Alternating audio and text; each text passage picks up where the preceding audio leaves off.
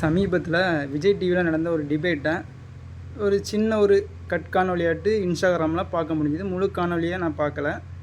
அதில் என்ன சொல்கிறாங்க அப்படின்னா, ஒரு பெண்மணி எழுந்து சொல்லுவாங்க, திரையில் வரக்கூடிய வசனங்கள், அந்த கொச்சையான வார்த்தைகள் முழுக்க பெண்களை பற்றின வார்த்தைகளாக தான் இருக்குது. அப்போது ஒரு திரையில் ஒரு படத்தை பார்க்க போகிறோம் அப்படிங்கிறனா, ஒரு பெண் அதை எப்படி பார்ப்பாங்க, குடும்பத்தோடி ஒரு போய் பார்க்குறோம் அப்படின்னா, அது பெண்களை கொச்சப்படுத்துகிற வார்த்தையாக இருக்குது, அது எப்படி பார்க்க முடியும் அப்படிங்கிற மாதிரி பேசியிருப்பாங்க. அப்போ அதுக்கு ஆப்போசிட்டில் இருந்த நபர் என்ன சொல்லுவார், தரையில் நடக்கிற விஷயங்கள் தான் திரையில் வருது, திரையை நம்மளால் மாற்ற முடியாது, அப்போ இந்த சொசைட்டி தான் சேஞ்ச் ஆகணும் அப்படிங்கிற மாதிரி சொல்லியிருப்பார். தரையில் நடக்கிற விஷயங்கள் தான் திரையில் காமிக்கிறாங்க.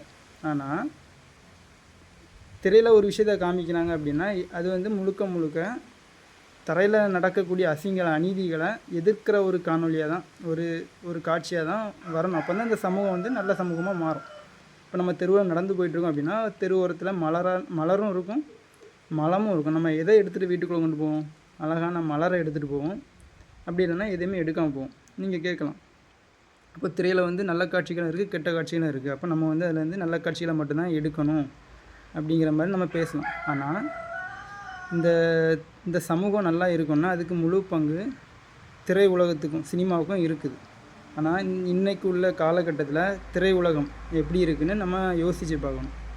ஒரு படத்தில் ஒரு புகழ்பெற்ற ஒரு நடிகர் அந்த படம் முழுக்க சிகரெட்டையும் மதுவையும் அருந்திக்கிட்டு அந்த வசனங்களை டெலிவர் பண்ணுறாரு, காட்சிகளை அமைக்கிறாங்க. அப்போ இந்த சமூகம் இந்த மாதிரிப்பட்ட விஷயங்களை விரும்புது.